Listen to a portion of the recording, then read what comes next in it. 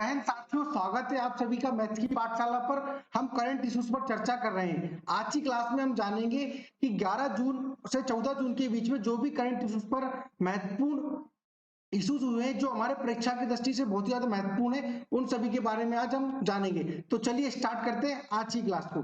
आज की class start करने से पहले एक मोटिवेशन कोट कि education is the most powerful weapon which you can use to change the world. साथियों, ये कोट किया है नेल्सन मंडेला द्वारा।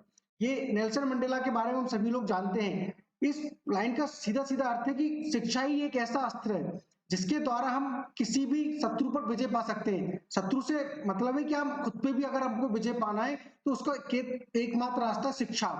अगर आपको कुछ करना है तो अपने आसपास वाले लोगों को शिक्षित करिए, वो अपने समाज को अपने आप परिवर्तित कर देंगे। तो इस मोटिवेशन कोट के साथ चलिए स्टार्ट करते हैं आज की क्लास को।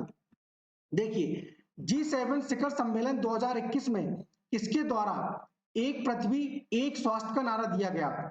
G7 शिखर सम्मेलन में 2021 में जो अभी हुआ था हाल ही में 11 से 12-13 जून के बीच में, एक पृथ्वी एक स्वास्थ्य का नारा किसने दिया? तो साथियों, ये जो नारा दिया है हमारे माननीय प्रधानमंत्री श्री नरेंद्र मोदी जी ने। साथियों, अगर हम बात करें, भारत G7 शिखर सम्मेलन का सदस्य नहीं है, लेकिन फिर भी इन्होंने ये नारा कैसे दिया तो हम जानेंगे इसके बारे में। साथियों, नरेंद्र मोदी जी, ये देखिए आप, ये वर्चुअल मीटिंग के माध्यम से, मतलब ये जो शिखर सम्मेलन हुआ था उसमें सम्मिलित नहीं हुए, लेकिन ये वर्चुअल मीटिंग के माध्यम से इस मीटिंग को इन्होंने अटेंड किया और इन्होंने कहा कि एक पृथ्वी एक स्वास्थ्य का नारा दिया नरेंद्र मोदी जी ने। अब मैं ये बात करूं G7 की, तो इसकी अध्यक्षता इस बार किसने की है? ब्रिटेन ने। ब्रिटेन में इसकी अध्यक्षता की है बोरिस जॉनसन ने। किसने? बोरिस जॉनसन ने। बोरिस जॉनसन कौन है? ब्रिटेन के प्रधानमंत्री हैं। जो ब्रिटेन की बात करूं तो ये क्या है? यूएस के राष्ट्रपति हैं। स्टॉक मॉरिसन की बात करूं तो ये ऑस्ट्रेलिया के क्या है? राष्ट्रपति हैं, सॉरी, ऑस्ट्रेलिया के प्रधानमंत्री हैं।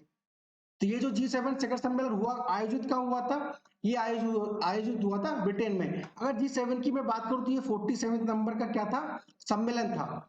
अब G7 पे हम थोड़ी सी चर्चा कर लेते हैं कि G7 है क्या और इसकी स्थापना कैसे हुई। तो साथियों, बात थी वर्ष 1973 के समय की, जब जो अरब देशों और रशिया के बीच में क्राइसिस चल रहा था, जो युद्ध चल रहा था। उसके बाद क्या हुआ कि अरब देशों ने विश्व के सभी देशों को पेट्रोल देने से मना कर दिया। पेट्रोल से मतलब है कच्चा ईंधन जो है वो देने से मना कर दिया। तो विश्व के 6 बड़े देशों ने मिलकर 1975 में 1975 में G6 की क्या की स्थापना की। विश्व के 6 शक्तिशाली देश, जिसमें यूएसए, ब्रिटेन, ये सब आदि थे। उसके कुछ समय बाद इन्होंने अपने में कनाडा देश को भी शामिल किया। कनाडा को शामिल करने के बाद ये हो गया G7। 1992 में 1992 में इन्होंने एक और बड़े देश रशिया को शामिल किया। किसको? रशिया को शामिल किया। तो रशिया को मिलाकर 1992 में G6 से ये होगा G7 हुए थे। कनाडा को शामिल करने के बाद, कनाडा को शामिल करने के बाद ये होगा G8।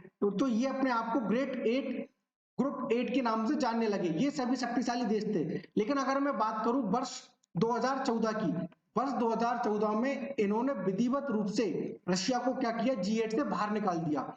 G8 से बाहर निकलने के बाद ये फिर से हो गए G7। इस तरह इनकी स्थापना हुई। तो ये क्या होगा? G7। अब वर्तमान में इसके सदस्य हैं G7, लेकिन भारत जो है इसका सदस्य नहीं है। लेकिन भारत को इन्होंने आमंत्रण दिया था। ये जो बोरिस जॉनसन है, ब्रिटेन के प्रधानमंत्री, इन्होंने क्या हुआ था? भारत को आमंत्रित किया। भारत के साथ साथ यहाँ पर 2 देश और आमंत्रित थे इस बार। तो उसमें से देखिए, आप याद कर सकते हैं IAS। आई से क्या था? इंडिया, जिसको शामिल किया गया। A फॉर ऑस्ट्रेलिया, ऑस्ट्रेलिया भी इसका सदस्य नहीं है, इसको शामिल किया गया। S for south Korea. ठीक है, साउथ कोरिया को भी इस बार क्या हुआ? G7 शिखर सम्मेलन में शामिल किया गया। अगर G7 शिखर सम्मेलन की बात करूं तो ये देखिए कितना 47वें नंबर का सम्मेलन है। मेजबान कौन था? यूनाइटेड किंगडम, ब्रिटेन, जो इसका क्या कर रहा था? मेजबानी कर रहा था। बोरिस जॉनसन यहाँ के प्रमुख है। थीम थी, अब ये थीम यहाँ से बहुत ज्यादा महत्वपूर्ण बनती है। G7 में इस बार थीम रखी गई building back strong health, building back stronger. ये क्या रखी गई? यहाँ की थीम रखी गई। साथियों, ये देखिए, ब्रिटेन के प्रधानमंत्री ने भारत, ऑस्ट्रेलिया और दक्षिण कोरिया को G7 शिखर सम्मेलन में क्या भाग लेने के लिए क्या किया था? आमंत्रित किया था। ये बाकी जो है ऑस्ट्रेलिया और साउथ कोरिया के जो प्रमुख है इस मीटिंग में सम्मिलित हुए थे, लेकिन भारत जो कि अभी वर्तमान में भारत देश में कोरोना का बहुत ज्यादा प्रभाव है, इसके मद्देनजर प्रधानमंत्री जी हमारे इस मीटिंग में सम्मिलित नहीं हुए, लेकिन ये वर्चुअल मीटिंग के माध्यम से इस मीटिंग में सम्मिलित थे। तो ये थी G7 के बारे में। ठीक, और एक और यहाँ पर बहुत ही ज्यादा महत्वपूर्ण, जब देखिए हम जानते हैं कि मोदी जी हमारे बोलने के में पीछे नहीं रहते, तो उन्होंने एक और बात बोली यहाँ पर जी सम्मेलन में, उन्होंने एक और बात कही कि वन वर्ल्ड वन हेल्थ। इसका तात्पर्य है कि मोदी जी ने सुझाव रखा कि पूरे विश्व को वन वर्ल्ड वन हेल्थ पर काम करना चाहिए। जैसे कि महामारी अभी कोविड-19 चल रहा है, उसके मद्देनजर जो टीकाकरण है उसमें देशों को आपस में सामंजस्य बिठाकर वन वर्ल्ड वन हेल्थ पर काम करना चाहिए। इसमें उन्होंने कहा कि जैसे कोई देश अगर कच्चा माल उसके पास उपलब्ध है, कोई देश उस वैक्सीन को बनाने में संभव है, कोई देश उसका वैक्सीनेशन करने में संभव है, तो सभी को मिलके आपस में एक सहयोग मिलना चाहिए। ये बात उन्होंने कच्चे माल की इसलिए की क्योंकि अभी यूएसए अमेरिका ने कुछ दिनों पहले भारत को कच्चा माल देने से मना कर दिया था, लेकिन इस मीटिंग में जो बाइडेन ने भारत को पूरा विश्वास दिलाया है कि हम जो कच्चे माल पर उन्होंने प्रतिबंध लगाया हुआ है उसको जल्दी हटा देंगे और भारत की मदद करेंगे। तो ये जो one world one health word Modi ji को देने का उद्देश्य क्या था, यही था कि सभी देशों में क्या होता है वैक्सीनेशन पूरी तरह बढ़ जाए। साथियों, इसका उद्देश्य है कि जो अफ्रीका महाद्वीप है या जो छोटे छोटे गरीब देश हैं उन तक भी वैक्सीनेशन पहुंच जाए। उसके लिए मोदी जी ने कहा है कि हम सभी जो शक्तिशाली देश हैं उनको वर्ल्ड वाइड वन हेल्थ पर काम करना चाहिए। तो देखिए ये जो है सभी प्रमुखों के लिस्ट है, देखिए कनाडा की जस्टिन ट्रूडो, ये सब प्राइम मिनिस्टर है, ये पूरी लिस्ट है, तो इसको आप याद कर लीजिएगा। आने वाले किसी भी पेपर के अंदर ये बहुत इंपॉर्टेंट क्वेश्चन साबित होगा। या तो वो G7 के बारे में सीधे सीधे पूछेगा, नहीं तो पूछेगा कि वहां का राष्ट्रपति कौन है या वहां का प्रधानमंत्री कौन है। और इस बार एक और इंपॉर्टेंट क्वेश्चन बनता है कि कौन कौन से देश G7 में सम्मिलित हुए। तो इस लिस्ट को आप एक बार याद कर लीजिएगा ये, और उसको एक दो बार रिवीजन कर लीजिएगा। इस लिस्ट को पाने के लिए आप सीधे टेलीग्राम चैनल पर मैथ्स बाय अभय गोस्वामी जाकर सर्च कीजिएगा, वहां पर मैं ये सारी पीडीएफ शेयर कर दूंगा। चलिए नेक्स्ट क्वेश्चन पर चलते हैं। तो साथियों, निम्नलिखित में से किसने इजराइल के प्रधानमंत्री के रूप में शपथ ली? ये बहुत ही ज्यादा इंपॉर्टेंट क्वेश्चन है ये, क्योंकि इससे पहले इजराइल अभी बहुत ज्यादा सुर्खियों में रहा। इजराइल और हमास पे जो युद्ध हुआ उसमें भी ये इजराइल बहुत चर्चा का विषय बना रहा, इसलिए ये बहुत ज्यादा इंपॉर्टेंट क्वेश्चन बन जाता है। तो हाल ही में इजराइल के प्रधानमंत्री नप्ताली बेनेट ने क्या हुआ, इजराइल के प्रधानमंत्री के रूप में शपथ ली। अगर मैं इसाक हार्जोग की बात करूं तो अभी कुछ दिनों पहले इन्होंने भी प्रेसिडेंट के रूप में क्या लिए, शपथ लिए, कहां की, इजराइल के प्रेसिडेंट के रूप में भी इन्होंने शपथ लिए इसाक हार्जोग ने अभी कुछ दिनों पहले। वर्तमान में बात करूं तो नफ्ताली बेनेट कौन बन गए, इजराइल के प्रधानमंत्री। इन्होंने किसको हराया है, इन्होंने हराया बेंजामिन नेतन्याहू जी को हरा के क्या हुआ, ये वहां के प्रधानमंत्री बन गए। ठीक है, तो देखिए नफ्ताली बेनेट बेंजामिन नेतन्याहू की जगह लेंगे। इजराइल जो है कहां पे, एशिया महाद्वीप में स्थित है। इजराइल की करेंसी की बात करें तो इजराइल की करेंसी इजरायली शेकेल। इजराइल के प्रधानमंत्री नफ्ताली बेनेट हो गए हैं, इजराइल के राष्ट्रपति इसाक हर्जोग हैं, और इजराइल की संसद का नाम क्या है, नेसेट। इजराइल, ये बहुत ज्यादा इंपॉर्टेंट क्वेश्चन बन जाता है कि इजराइल की संसद का नाम क्या है, नेसेट। अब आप बताइए कि इजराइल की राजधानी क्या है।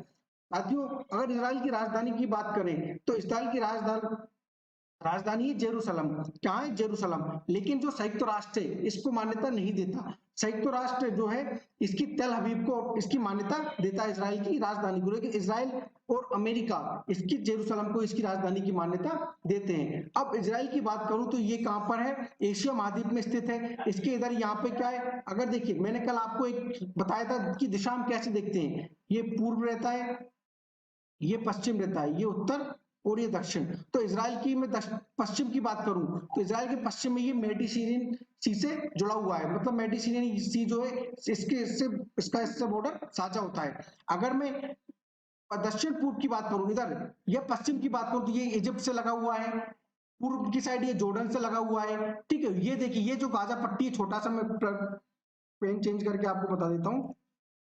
देखिए ये क्या है, गाजा पट्टी देखिए। ठीक है, यहीं से ये जो यहीं पे एक हमास है, जो हमास क्या है, एक आतंकवादी संगठन, इसको इजराइल ने घोषित कर रखा है। तो यहीं से ये जो अभी हमला हुआ था, यहाँ पे बात करूं तो यहाँ पे देखिए ये सीरिया से इसका बॉर्डर साझा होता है, यहाँ पे ये लेबनान से ही बॉर्डर साझा करता है। ठीक है, और ये जॉर्डन से तो बॉर्डर साझा करता ही करता है। और इसकी बात करूं तो ये क्या है, वेस्ट बैंक है, वेस्ट बैंक है। ठीक है, तो ये था इजराइल के बारे में। चलिए चलते हैं नेक्स्ट क्वेश्चन पर।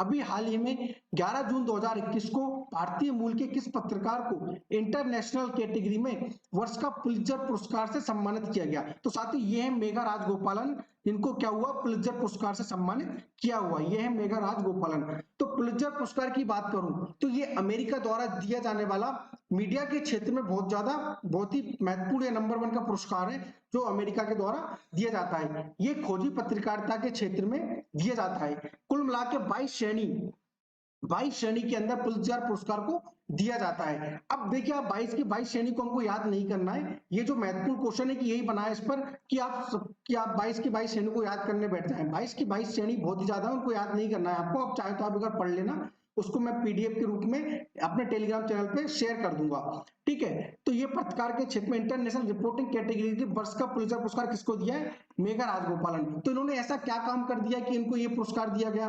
तो आपको ज्ञात हो चाइना का जो सिंजिंग प्रांत है उसमें जो उलीगर मुस्लिम के ऊपर जो प्रताड़ना हो रही है उसको इन्होंने क्या किया, उजागर किया। इसके लिए इनको क्या किया है, मेघा राजगोपालन को इंटरनेशनल रिपोर्टिंग की कैटेगरी में पुलित्जर पुरस्कार दिया गया है। साथियों अब मैं इसकी बात करूं पुलित्जर पुरस्कार की, ये जो 22 श्रेणी में दिया जाता है, और यहाँ से देखिए सबसे ज्यादा परीक्षा में पूछा गया प्रश्न है कि पुलित्जर पुरस्कार किस क्षेत्र के लिए दिया जाता है? तो ये जो है पत्रकारिता के क्षेत्र में दिए जाने वाला पुरस्कार है। किसके द्वारा दिया जाता है? अमेरिका के द्वारा दिया जाता है। चलिए, तो ये सब जो बातें मैंने बोली है यहाँ पर लिख दी है, और इसकी शुरुआत कहां से हुई थी? 1917 में इसकी शुरुआत हुई थी। चलिए, हाँ देखिए ये भी बहुत ज्यादा आईएमपी क्वेश्चन है। देखिए, निम्नलिखित में से किसने फ्रेंच ओपन 2021 पुरुषों का एकल खिताब जीता है? तो साथ ही ये जीता है हमारे नवाक जोकोविच ने। ये है नवाक जोकोविच। इसी खिताब के साथ इन्होंने अपने नाम क्या कर लिए? 19 ग्रैंड स्लैम। ये उनका 19वें नंबर का ग्रैंड स्लैम था। अगर नवाक जोकोविच की बात करूं तो ये कहाँ के निवासी हैं? ये सर्बिया के निवासी हैं। इन्होंने क्या जीता? फ्रेंच ओपन को जीता है। अब यहाँ से आता है क्वेश्चन, इनको हराया किसने? इन्होंने हराया सित्सिपास को। सित्सिपास को लगभग 9 घंटे के आसपास चला हुआ मैच में इन्होंने सित्सिपास को हराकर फ्रेंच ओपन का 2021 का खिताब अपने नाम किया। यहाँ पर पुरुषों, अगर मैं यहीं पे महिलाओं की बात करूं कि 12 जून 2021 को किसने फ्रेंच ओपन 2021 का महिला एकल का खिताब जीता?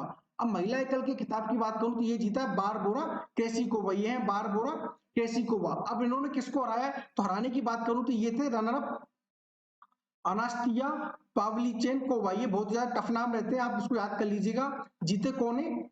Barbora Krejcikova. और इन्होंने हराया किसको?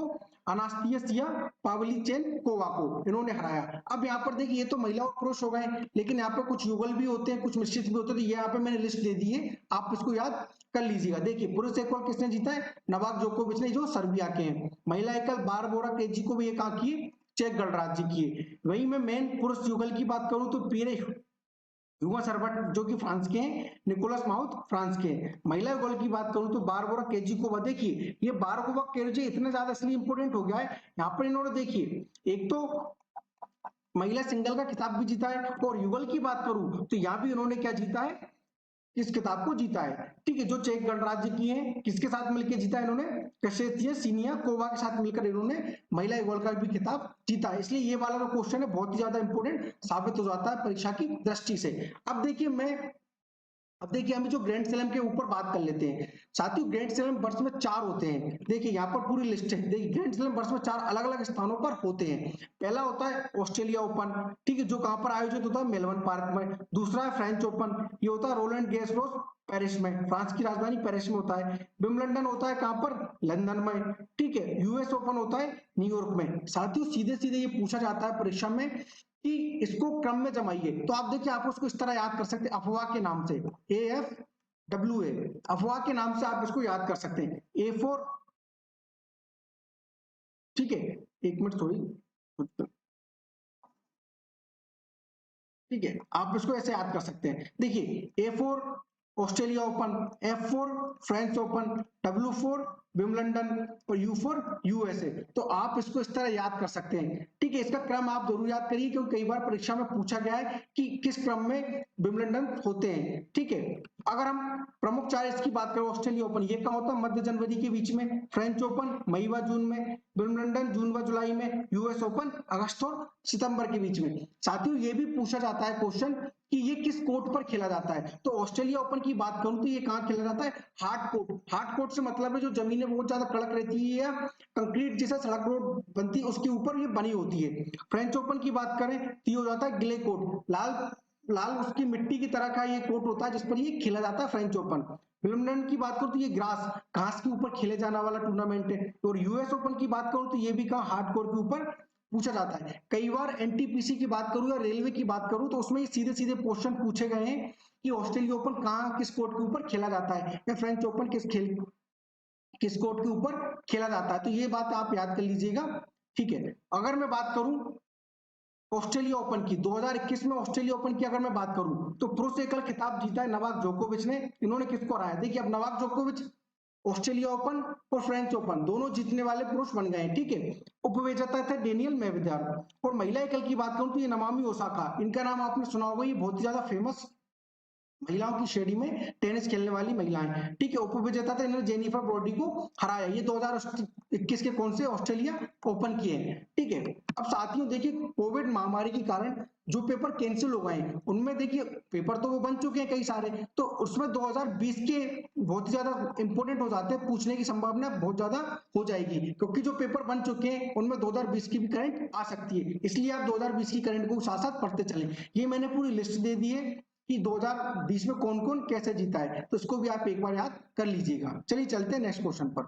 यहाँ पे मैंने एक अतिरिक्त जानकारी दे दी क्रिकेट के बारे में। ये क्रिकेट की सारी ट्रॉफियां हैं, इसको आप एक बार पढ़ लीजिएगा क्योंकि कई बार एग्जाम में सीधे सीधे ट्रॉफियां पूछी जाती है। तो देखिए cricket CK Naidu trophy, Deodhar trophy, Duleep trophy, Gavaskar Border trophy, GT builder trophy, Irani trophy, Ranji trophy, Vijay Hazare trophy, Vijay Merchant trophy, Wisden trophy, world cup, Asia cup, ये सब क्या है क्रिकेट से संबंधित है, तो इसको भी आप एक बार पढ़ लीजिएगा। चलिए चलते हैं नेक्स्ट क्वेश्चन पर। देखिए चर्चा में रहे सॉरी चर्चा में रहने वाले पक्के टाइगर रिजर्व किस राज्य में स्थित है, तो साथियों ये है अरुणाचल प्रदेश में। अभी हाल ही में ये जो पक्के टाइगर रिजर्व है बहुत ज्यादा चर्चा में रहा और मीडिया की न्यूज में छाया रहा। चर्चा में रहने का कारण था कि यहाँ पे स्थित लगभग 200 से अधिक कर्मचारी हड़ताल पर हैं। इनका कहना है कि इनको पिछले 6 से 7 महीनों से इनकी सैलरी का भुगतान नहीं हुआ है, इसलिए ये हड़ताल पर हैं। तो ये क्वेश्चन बनता है कि पक्के टाइगर रिजर्व कहां पर स्थित है, तो ये कहां पर स्थित है, अरुणाचल प्रदेश में स्थित है, ठीक है। तो अरुणाचल प्रदेश के बारे में थोड़ा सा जान लेते हैं। अरुणाचल प्रदेश यहाँ पर चीन तथा म्यांमार से अपनी सीमा को साझा करता है, साथ ही असम नागालैंड के साथ भी ये अपनी सीमाओं को साझा करता है। साथियों राजधानी की बात करें तो राजधानी है इसकी ईटानगर। राज्य भाषा अरुणाचल प्रदेश ऐसा राज्य है जिसकी राज्य भाषा क्या है, अंग्रेजी। यहाँ के राज्यपाल की बात करूं तो बीडी मिश्रा यहाँ के राज्यपाल हैं। मुख्यमंत्री कौन है, पेमा खांडू।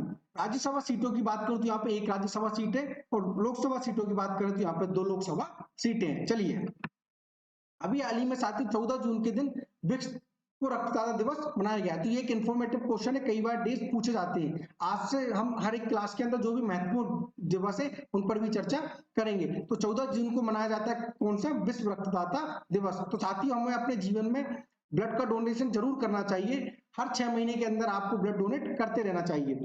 वैसे तो 3 महीने बोला जाता है लेकिन आप 6 महीने के बाद भी अगर कर सकते हो तो जरूर करें। 2021 के लिए देखिए विश्व रक्तदाता दिवस का नारा था give blood and keep the world beating. ये क्या थी, इसकी थीम थी। और इस बार इसका मेजबान किसने किया, रोम इटली ने। विश्व रक्तदाता दिवस 2021 का मेजबान किसने किया, रोम और इटली ने। ये कहाँ कब शुरू हुआ था, देख 14 जून 1868 को लैंड स्टीनर की जयंती पर विश्व रक्तदाता दिवस व्यापक रूप से मनाया जाता है। ये इनका जन्म हुआ था 1868 को। तो ये कब से, पहली बार 14 जून 2004 को विश्व स्वास्थ्य संगठन international federation of red cross and red croissant societies द्वारा ये मनाया जाना चालू हुआ है, ठीक है। तो साथियों ये थी हमारी आज की क्लास। ये क्लास आपको कैसी लगी हमें कमेंट करके जरूर बताएं। और अगर आप हमारे चैनल पे नए हैं तो हमारे चैनल को सब्सक्राइब जरूर करें और जो भी मित्र आपकी तैयारी कर रहे हैं उन तक इस वीडियो को जरूर पहुंचाएं। मिलेंगे नेक्स्ट क्लास में, तब तक के लिए अपना ख्याल रखिए और हमेशा मुस्कुराते रहिए। जय हिंद।